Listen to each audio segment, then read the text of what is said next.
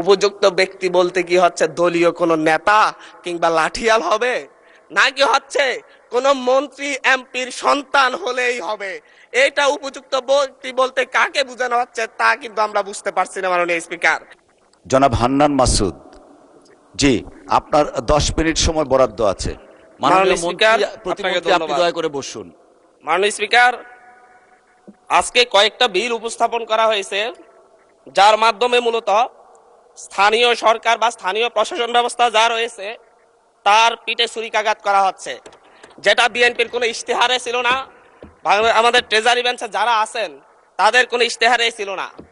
আমাদের বিএনপি দলীয় যেই ইশতেহার ছিল 31 দফা, 31 দফার 20 নং দফায় ছিল যে হচ্ছে মৃত্যু কিংবা কোনো দণ্ডে দণ্ডিত হওয়ার আগ পর্যন্ত কোন সিটি কর্পোরেশন, পৌরসভা কিংবা স্থানীয় সরকারের কাউকে অপসারণ করা হবে না। আমি বলছি বিএনপির এই 31 দফার 20 নং দফা কি বিএনপি ভুলে গিয়েছে, নাকি মেজরিটি পাওয়ার, আলটিমেট মেজরিটি পাওয়ার মধ্য দিয়ে তারা আসলে আরেকটা আওয়ামী লীগ হয়ে ওঠার চেষ্টা করতেছে? মাননীয় স্পিকার, এই বিলে বলা হয়েছে বিশেষ পরিস্থিতিতে বা জনগণের আশাকাঙ্ক্ষা বিশেষ পরিস্থিতি কিংবা 32 কয়ে বলা হয়েছে বিশেষ পরিস্থিতি অত্যাবশ্যক বিবেচনা করিলে বা জনস্বার্থে যে কোনো বা সকল পৌরসভার মেয়র বা কাউন্সিলরগণকে অপসারণ করিতে পারিবে। এই জায়গায় আমি বলতে চাচ্ছি মাননীয় স্পিকার, বিশেষ পরিস্থিতি বলতে কোনটি? আমাদের যে অধ্যাদেশ জারি করা হয়েছে সেই অধ্যাদেশ মূলত প্যাসিবাদের বিরুদ্ধে যখন বাংলাদেশে একটি সফল গণঅভ্যুত্থান হয়েছে, সেই গণঅভ্যুত্থানের মধ্য দিয়ে যখন যারা ভোট চুরি করে স্থানীয় সরকারের বিভিন্ন প্রশাসনের শেয়ার দখল করে রেখেছে তাদেরকে অপসারণ করার জন্য এই আইনটি, এই অধ্যাদেশটি জারি করা হয়েছিল। বিএনপি কি বর্তমান সরকার কি বিশেষ পরিস্থিতিতে বলতে আগামীতে বিএনপি যেই পথে হাঁটছে সেই পথে আরেকটা অভ্যুত্থানের আশঙ্কা করতেছে কিনা, যে আর মধ্য দিয়ে মূলত আবার বিএনপি দলীয় শেয়ার জবরদখলকারী যত যে প্রার্থীরা থাকবে তাদেরকে অপসারণ করার জন্য এই আইন করা হচ্ছে কিনা? আমি জানি না আসলে বিশেষ পরিস্থিতি বলতে কোন বিশেষ পরিস্থিতিকে বোঝানো হচ্ছে এই আইনে।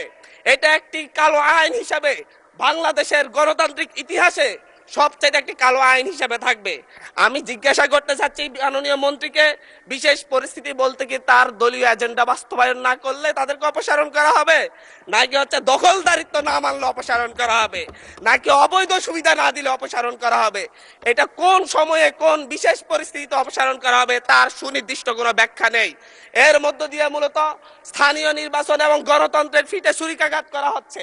মাননীয় স্পিকার, এখানে বলা হচ্ছে উপযুক্ত ব্যক্তি যদি বিশেষ পরিস্থিতিতে সরকার এই ক্ষেত্রে নিয়োগও করতে পারবে।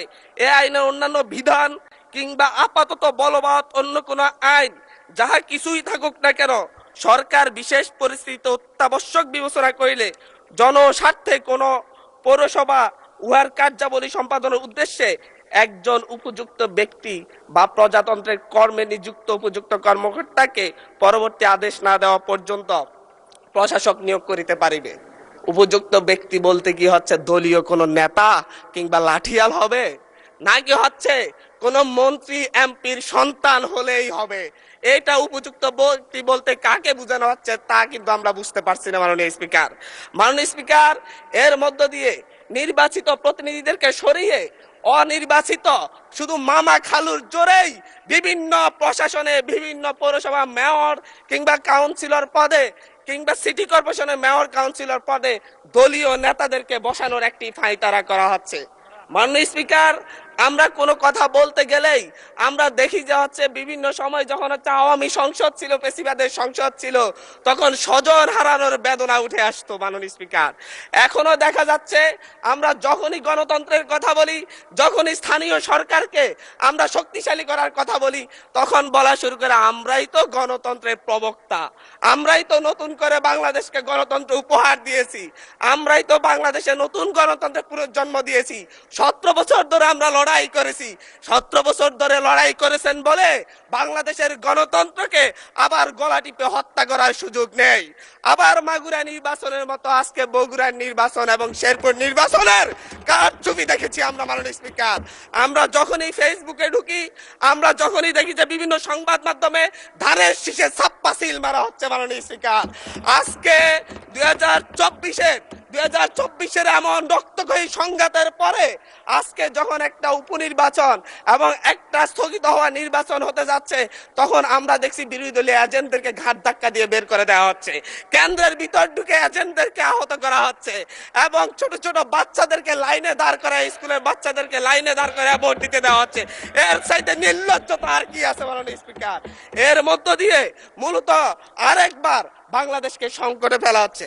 একটা বিষয় হচ্ছে, আমাদের যে ট্রেজারি বেঞ্চ রয়েছেন, ওই ট্রেজারি বেঞ্চের নেতারা বারবার বাংলাদেশের গণতন্ত্রকে হত্যা করার চেষ্টা কিন্তু করেছেন, কিন্তু ওনারা ব্যর্থ হয়েছেন, আওয়ামী লীগের মতো সফল হন নাই। 1994 সালের মাগুরার নির্বাচনের মধ্য দিয়ে ওনারা চেষ্টা করেছিলেন একতরফা নির্বাচন করে টিকে থাকতে। 1996 সালে একতরফা একটা নির্বাচন করেছিলেন, 12 দিনের মাথায় জনগণের চাপে সরকার থেকে পদত্যাগ করে তত্ত্বাবধায়ক সরকার ব্যবস্থা দিতে হয়েছিল। আবার 2006 সালে এসে বিচারপতির 2 বছর মেয়াদ বাড়িয়ে তারপর আবার ক্ষমতায় থাকার বন্দী করেছিলেন, কিন্তু বাংলাদেশের জনগণ সেই সুযোগ দেয় নাই। চুরি করা যায়, কিন্তু চুরি করে সেটা আর হজম করা যায় না, যেটা আওয়ামী লীগ করেছে মাননীয় স্পিকার। ঠিক একইভাবে 2024 সালে এসে এখন 2026 সালে এসে এখন আবার চুরির ধান্দায় নেমেছে। এবং চুরি করে আমি আবারও বলছি, বিএনপি যতই চেষ্টা করুক আওয়ামী লীগ আর হইতে পারবে না মাননীয় স্পিকার। মাননীয় স্পিকার, আমরা ভোটাধিকার নিয়ে কথা বলবো, আমরা ঘুমের অধ্যাদেশ নিয়ে যখন কথা বলি যে হচ্ছে ঘুমের অধ্যাদেশ কেন বাতিল করা হচ্ছে, তখন ট্রেজারি বেঞ্চের মন্ত্রী দাঁড়ায় বলে আমাদের স্বরাষ্ট্রমন্ত্রী অনেকদিন ঘুমছিলেন, আমরা কি ঘুমের বেদনা বুঝি না? আমাদের মাননীয় প্রধানমন্ত্রী এতদিন নির্যাতন ছিলেন, আমরা কি বুঝি না ঘুমের বেদনা?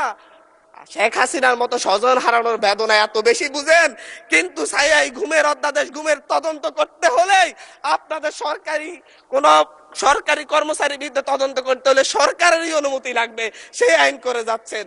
আবার বলতেছেন যে হচ্ছে সরকারি কোনো গোপনীয়তার জন্য কাউকে গুম করা হলে সেটা গুম হিসেবে যেন বিবেচনা করা না হয়। এটা তো দ্বিচারিতা ছাড়া আর কিছু না মাননীয় স্পিকার। মাননীয় স্পিকার, মানবাধিকার কমিশন অধ্যাদেশ বাতিল করে দিয়ে আবার সেই শেখ হাসিনার 2009 সালের প্রয়োগ করা আইনে তারা ফিরে যাচ্ছে। শেখ হাসিনা খারাপ, আওয়ামী লীগ খারাপ, সবকিছুই খারাপ, কিন্তু আওয়ামী লীগ ক্ষমতায় থাকার জন্য আওয়ামী লীগের যত বিধান আছে, নিয়ম নীতি আছে, সবগুলাই আজকে কি ভালো হয়ে যাচ্ছে মাননীয় স্পিকার। কিন্তু অভ্যুত্থান পরবর্তী যে মানবাধিকার অধ্যাদেশ, যেটাকে সকলেই গ্রহণ করেছে, সেই অধ্যাদেশকে তারা বাতিল করে ফায়ে ছুড়ে ফেলে দিয়ে মূলত জাতির সাথে প্রতারণা করছে মাননীয় স্পিকার। মাননীয় স্পিকার, এই জায়গায় আজকে সুপ্রিম কোর্ট সচিবালয় অধ্যাদেশ বাতিল করে দিয়েছে। আমাদের মাননীয় প্রধানমন্ত্রী তারেক রহমান সাহেবের ওনার একটা ফেসবুক পোস্টেই উনি উল্লেখ করেছেন সুপ্রিম কোর্টের জন্য আলাদা সচিবালয় করা হবে এবং সুপ্রিম কোর্টকে বিচারালয়কে স্বাধীনতা দেওয়া হবে। আজকে আইসা বলতেছে সুপ্রিম কোর্ট সচিবালয়ের কোনো দরকারই নেই, কোনো প্রয়োজনীয়তা নাই। এখন যদি বলি যে হচ্ছে আমরা বিচার বিভাগের স্বাধীনতা চাই, 28 জন বিচারককে শোকজ করা হয়েছে তাদের অভ্যন্তরীণ মেসেঞ্জার গ্রুপে শুধু আলাপ আলোচনা করার কারণে। বলি যদি আমরা বিচার বিভাগের স্বাধীনতা চাই, তাহলে আমাদেরকে বলবে মেজর শহীদ প্রেসিডেন্ট জিয়াউর রহমানই তো বিচার বিভাগকে স্বাধীনতা দিয়ে গিয়েছেন।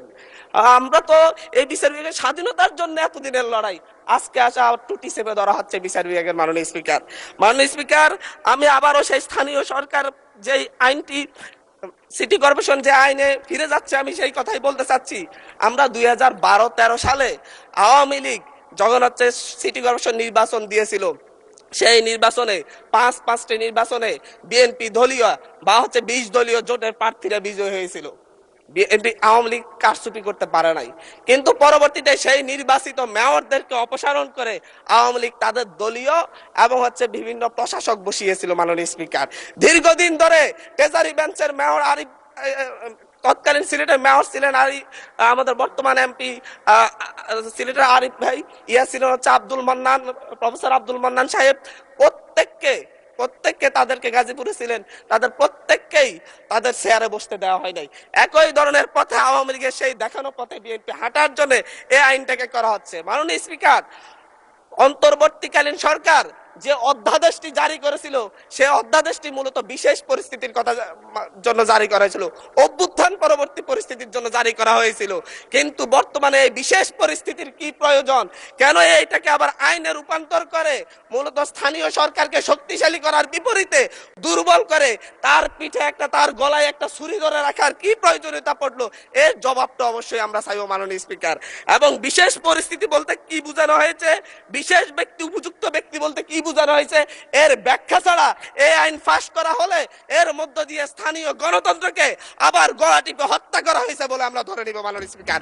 ধন্যবাদ মাননীয় স্পিকার।